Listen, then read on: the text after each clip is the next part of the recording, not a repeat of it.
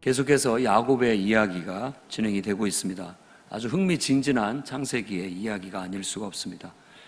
본문에는 야곱이 라반과 이제 거래를 하고 있는 내용입니다. 14년 동안 아내 둘을 얻기 위해서 7년 그 기간 동안을 라반을 위해서 라반의 집에서 봉사했습니다.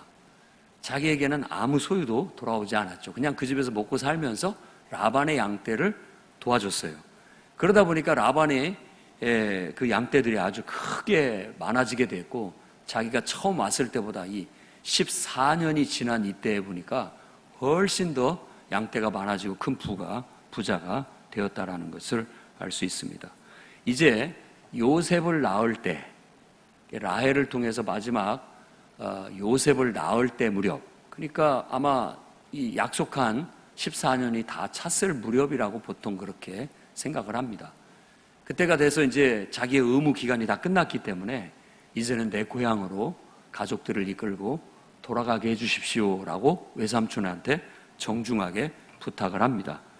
그러자 외삼촌 라반이 좀 당황해하면서 왜 그러느냐, 이제 네가 나한테 와가지고 그동안 있어서 열심히 일해줘서 우리가 이렇게 크게 복을 받았다. 네가 나를 사랑한다면, 나를 좋게 여긴다면 좀 더 머물어라. 이번에는 싹을 주겠다. 이런 식으로 이제 거래가 이루어지게 된 겁니다. 얘기해라. 너에게 보통 싹을 주겠다.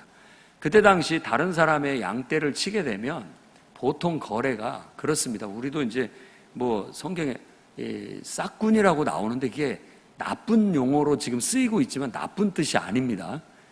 고용해서 쓰는 사람을 말하기 때문에 그 자체가 아주 흉악한 나쁜 사람이 아닌 거예요. 좋은 사람도 얼마든지 많고 또 대부분은 다 좋은 사람이라고 할 수 있죠. 내가 내 힘으로 다 할 수 없으니까 일꾼을 사서 쓰게 되면 그 일꾼들한테 새끼를 낳으면 몇 프로를 줍니다. 새끼를 낳으면.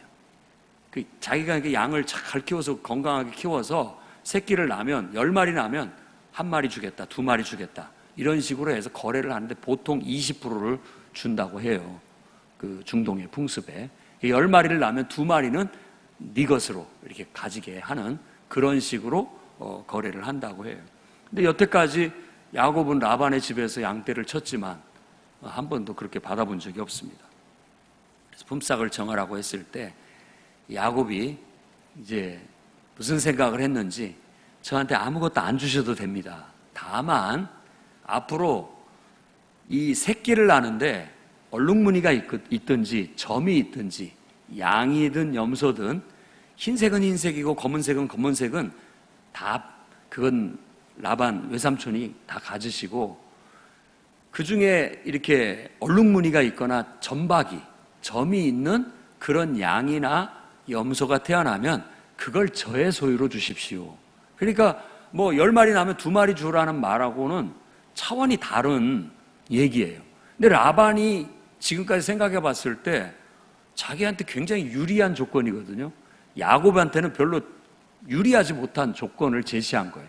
왜냐하면 그가 얼룩무늬가 있거나 점이 있는 양떼들은 전부 다 골라서 자기 아들들의 손에 맡겼기 때문에 당연히 부모의 유전자를 받아서 새끼를 낳기 때문에 그런 얼룩무늬나 점박이가 나올 확률이 거의 없는 거예요. 그런 줄 알기 때문에 흔쾌히 좋다, 정이 네가 그렇게 원한다면 그렇게 해라 라고 아주 유리한 조건에서 야곱과 거래를 했다고 라반은 생각을 했습니다. 그리고 단단한 조치를 했죠. 3일기를 띄어놔서 자기 아들들한테 얼룩무늬가 있거나 점박이가 있는 모든 양떼들은 다 구분을 해가지고 따로 띄어서 3일기를 띄어놨다라는 것은 보통 한 3일길 정도면 100km 정도 된다고 봐야 됩니다. 그 정도 거리에서는 서로 섞일 일이 없게 되는 거죠. 그리고 야곱에게는 단 순백색 양과 또 염소는 보통 우리 염소는 이제 검은색 염소가 많잖아요. 단색 염소를 이렇게 맡겨주게 되었던 거예요. 한번 해봐라. 거기에서 새끼가 어떻게 나오는지 라고 했던 거죠. 그런데 불리할 것 같았던 야곱에게 놀라운 일이 벌어지게 되고, 오히려 새끼를 낳는 족족이 얼룩무늬와 점박이가 쑥쑥 새끼로 나오게 되고, 아니 어떻게 하얀 양이 새끼를 낳는데 얼룩무늬가 나오고 점박이가 나오느냐라는 거예요. 근데 말씀에는 버드나무, 살구나무, 신풍나무 가지를 꺾어다가 물 먹는데 그걸 꽂아놓고 껍질을 벗겨가지고 흰색, 그러니까 얼룩달룩한 무늬를 보게 해서 거기에서 교미를 해서 새끼를 베게 되면, 물 먹으면 새끼를 베게 되면 꼭 얼룩무늬가 나오더라라는 그런 얘기를 하고 있습니다. 유전적으로 그 어떤 새끼를 뵐 때 어떤 걸 쳐다보는 것에 의해서 얼룩무늬가 결정난다라는 그런 어떤 미신적인 내용이 들어가 있고요. 또 어떻게 보면 이제 유전적으로도 사실은 흰색이고 단색이지만 그게 유전적으로 몇 대를 거치면 원래 그 안에 내재되어 있는 유전 형질에 의해서 이 얼룩무늬가 나올 수도 있는 확률이 있습니다. 멘델의 그 유전 법칙을 우리가 잘 알고 있죠. 그래서 그걸 이렇게 섞으면 분명히 부모는 흰색인데 새끼는 얼룩무늬가 나와요. 그게 이제 그 위에 부모들이 어떤 부모였는지를 우리가 몰라서 그런 거죠. 그 조상 중에 분명히 그 유전자를 가지고 있는 것이 있기 때문에 그럴 수 있는 거죠. 아마 그런 것들도 경험상 그가 터득했는지 어쩐지는 모르지만 불리한 조건 속에서도 그는 어찌 보면 하나님께서 축복하셔서 큰 부를 이루게 되었다라는 그런 이야기를 하고 있습니다. 야곱의 인생은 우리네 인생하고 거의 같습니다. 그래서 여러분이 야곱과 동일시하면서 이 말씀을 통해 하나님의 말씀을 듣기를 바랍니다. 첫째는 여러분, 자기 인생을 사십시오. 남의 인생 사는 거 아닙니다. 누구든지 우리는 자기 인생을 살아야 돼요. 라헬이 요셉 낳았을 때 인생에 큰 전환점이 생겼어요. 이제 14년간의 의무 복무 기간도 끝났고 이제는 돌아갈 수 있는 길이 열렸기 때문에 그렇습니다. 그가 삼촌을 찾아가서 나를 보내주십시오. 내 고향, 나의 땅으로 가게 해주십시오 라고 말합니다. 여기서 내 고향이라고 말하는 단어는 직역을 하면 나의 장소, 이런 뜻을 갖고 있습니다. 내 장소, 장소라는 뜻을 갖고 있어요. 그 다음에 또 내 땅이라는 말을 쓰고 있지요. 이런 용어들은 바로 이제 야곱이 자기 인생을 살고자 하는 그런 바램을 야곱에게 말하고 있다는 걸 알 수 있습니다. 어느 철학자의 말을 빌리지 않는다 할지라도요, 이 세상에 태어난 모든 개개인들은 각자 자기 인생을 주도적으로 살아야 됩니다. 우리가 누구 때문에 내가 인생이 이렇게 됐다, 어떤 환경 때문에 우리가 이렇게밖에 할 수 없었다라는 것은 그건 그저 변명에 불과한 겁니다. 다 자기 인생을 사는 겁니다. 자기 인생. 환경이 그랬어도 내가 결정했기 때문에 그렇게 된 거고요. 또 누구와의 관계 속에서 어떻게 됐다 할지라도 결국은 나의 결정에 따른 것이고 자기가 주도적으로 인생을 사는 태도를 가져야 됩니다. 이게 성경의 가르침 속에 나타납니다. 물론 오늘 말씀에도 바로 내 고향, 나의 땅으로 가게 해 주십시오 라는 것은 이제 그만 나도 내 인생을 살고 싶습니다 라는 말과 같은 겁니다. 30절에 나는 언제나 내 집을 세우겠습니까? 라고 삼촌한테 말하는 내용을 봐서도 그렇다고 볼 수 있습니다.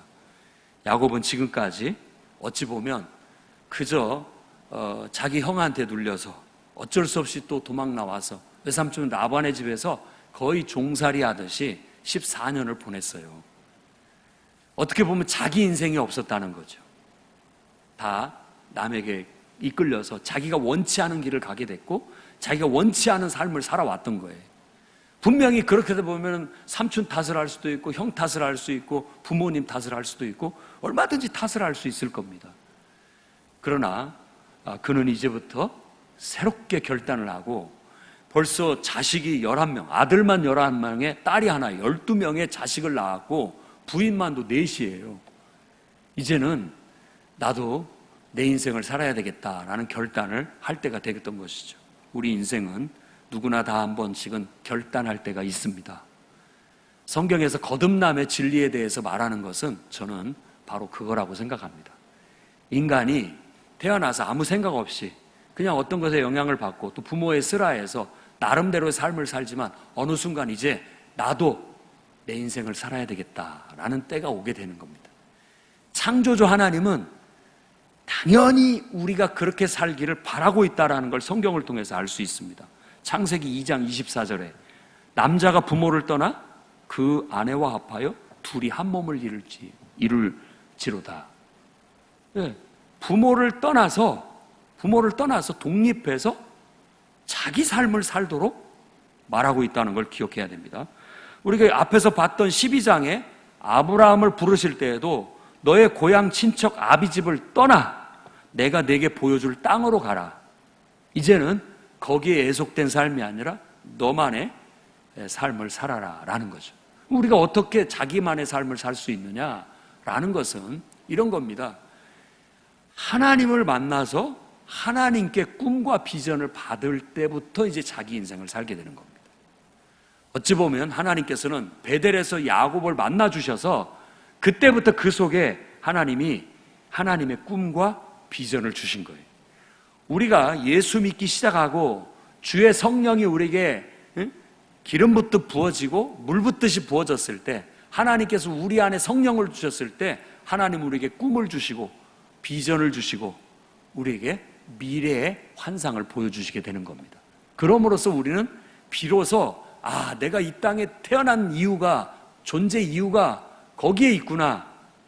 자신의 존재 이유와 존재의 가치를 발견하게 되고 그것을 실현하는 그야말로 주도적인 삶을 살아갈 수 있게 되는 겁니다. 그래서 누구든지 한번 자신의 인생을 돌아보십시오. 나는 정말로 거듭났는가?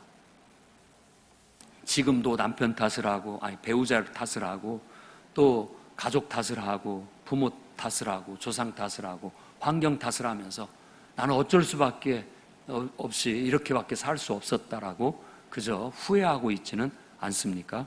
한번 깊이 한번 생각해 보십시오. 주도적으로 살아오지 못한 겁니다. 킬리만자로의 표범이라는 노래가 있습니다. 조용필이 1985년대 8집에 불렀던 노래인데 가사가 너무 길어가지고 그 조용필 자체도 6개월 동안 그 가사를 외웠다고 해요. 그 작사는 양인자라고 하는 작사가가 했습니다. 그 양인자는 여러분 잘 알죠. 김희갑 선생님, 김희갑. 그분의 부인이에요. 그러니까 남편은 작곡을 하고 부인은 작사를 해요. 작곡과 작사를 해가지고 이 킬리만자의 표범을 만들어서 조용필이 부를 수 있게 해서 아주 유명한 곡이기도 하죠. 그 양인자라고 하는 사람이 이 가사를 떠올릴 때는 해밍웨이의 단편소설 킬리만자로의 눈에 나오는 표범을 모토로 해서 떠올리게 됐던 거예요. 그러니까 킬리만자로라는 높은 눈 덮인 설산에 가면 꼭대기에 빼짝 말라가지고 굶어 죽은 표범의 시체가 있는 거예요. 그것을 이 해밍웨이가 소설 속에 묘사를 하고 있습니다. 19,710피트라고 하는 그런 높은 아프리카에 있는 탄자니아라고 하는 그런 아프리카에 있는 산인데 거기에 그 산을 신의 집이라고 느가이의 느가이라고 하는 어떤 그런 이름으로 그 봉우리를 부르는데 그 꼭대기가 가면 말라 빠지고 얼어붙은 표범의 시체가 있는데 이 높은 곳에 표범이 왜 올라왔을까라고 말하면서 이제 소설이 시작이 되는 겁니다. 그래서 산정 높이 올라가서 굶어서 얼어 죽은 그 킬리만자로의 표범을 통해서 오늘날 정말 이 세상에 물질을 얻기 위해 꿈도 이상도 포기하고 그저 구차하게 살아가는 인생들에 대한 후회, 그리고 오히려 타락한 예술가로 살기보다는 정말 산정 높이 올라가서 굶어서 얼어 죽는 그런 킬리만자로의 표범이 돼야 된다라는 그런 어떤 교훈을 우리에게 주고 있는 내용이라고 할 수 있어요. 그 킬리만자로 표범의 양인자 선생이 쓴 가사 속에는 그런 내용이 있습니다. 내가 산 흔적일랑 남겨놔야 될 거 아니냐. 불꽃처럼 타올라서. 그렇습니다. 우리 인생이라는 게 그냥 그저 흘러가는 대로 흘러가다 보면 우리는 그저 구차한 인생밖에 남을 게 없을 겁니다. 그러나 이 세상 속에서 좀 더 높은 데 뜻을 두고 하나님께서 나를 이 땅에 보내신 존재의 의미를 찾고 나라는 존재가 이 땅에서 살아가는 삶의 가치를 추구하면서 그 눈 덮인 산성의 고통 속에서 어렵고 힘들어도 올라가려는 표범처럼 우리가 노력하고 자기 인생을 살아가게 된다면 우리는 보람된 삶을 살 수 있다고 믿습니다. 여러분의 인생이 사람에게 끌려다니고 있는지 돌아보십시오. 여러분의 인생이 환경이나 조건에 눌려서 지금도 그거에 신세한탄하고 후회하고 있는지 한번 돌아보십시오. 과감히 하나님을 믿는 믿음 안에서 그걸 떨쳐버리시고 이제는 나도 내 고향, 나의 땅으로 가고 싶습니다. 오늘 하나님 앞에 얘기하기를 바랍니다. 그러고 보면 출애굽을 통해서 약속의 땅에 가는 그 여정의 이야기도 바로 그 얘기예요. 종로로 타던 인생들을 이제는 하나님께서 약속하신 꿈, 비전이 있는 그 땅에 가서 새로운 삶을 살도록 이끌고 있는 이야기가 바로 출애굽의 이야기라고도 할 수 있는 겁니다. 여러분의 인생을 이제 하나님을 만나 하나님이 주시는 꿈, 비전을 받고 그 꿈 안에서 여러분의 인생을 사십시오. 여러분의 인생을. 어떻게 그렇게 할 수 있습니까? 사실 야곱이 물리적으로 라반하고 분리된 건 아니에요. 하지만 이제부터의 삶은 틀립니다. 그 전까지는 자기 인생이 아니었다고 한다면 지금부터는 이제 자기 인생이에요. 자기 꿈, 자기 인생을 살아가게 되는 것이죠. 그 말은 주도적으로 산다는 거예요. 우리가 학생들한테도 공부할 때 마지못해서 하고 내가 누구를 위해서 공부를 해야 되느냐, 뭐 때문에 공부를 해야 되느냐 모르면 주도적인 자기 인생을 못 사는 겁니다. 그냥 부모님이 하라고 하니까 억지로 공부한 거고 선생님이 혼내니까 그냥 그거 싫어서 억지로 한 것이 된다면 그건 자기 인생을 사는 게 아니에요. 누군가에 의해서 내 인생이 지금 끌려가고 있는 거잖아요. 그런데 선생님이 말하고 부모님이 말했다 할지라도 내가 그걸 듣고 보니까 그래 공부해야 되겠다 스스로가 생각해서 내가 해야 되겠다라고 해서 내가 주도적으로 하면 내 인생이 되는 겁니다. 여러분의 인생도 한번 보십시오. 여러분들이 직장생활 어쩔 수 없이 먹고 살려니까 해야 돼라고 한다면 여러분들은 비참한 인생이 될 수밖에 없을 겁니다. 그러나 이 인생은 내가 결정한 거예요. 직장도 내가 결정한 거고 그 일을 위에서 시켜서가 아니라 내가 스스로 그 일을 하는 거야 라고 생각한다면 여러분의 인생이 될 겁니다. 끌려가는 인생이 아니에요.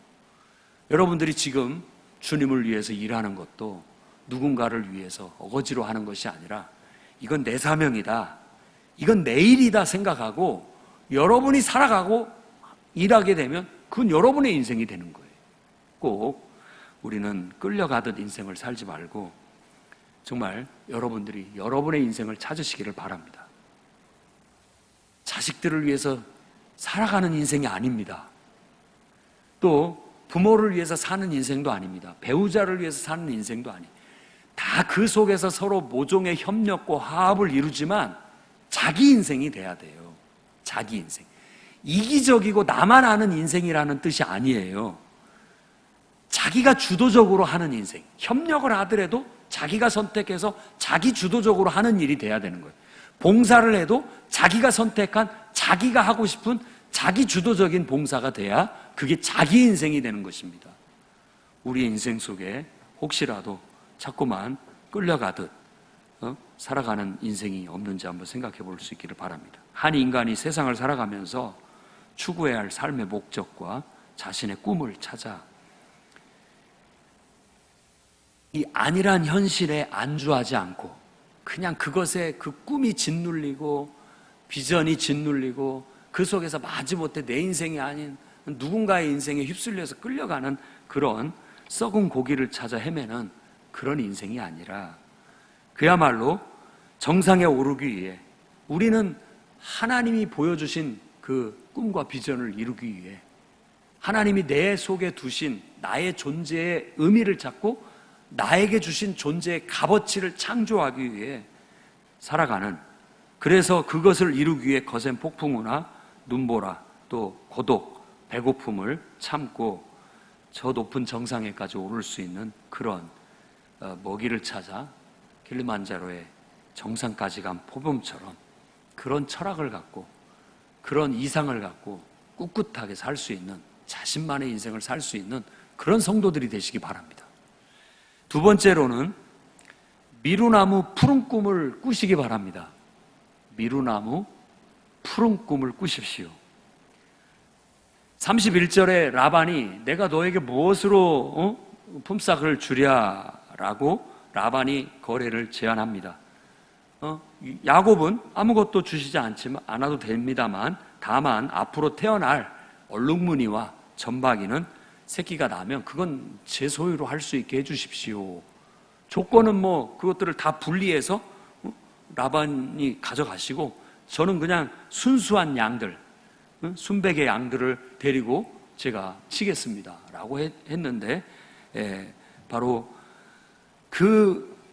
그것을 받아들이면서 서로 거래가 성사가 되게 되었고, 야곱은 바로 버드나무, 살구나무, 신풍나무, 이 버드나무라고 하는 것을 세번역에서는 미루나무로 번역을 합니다.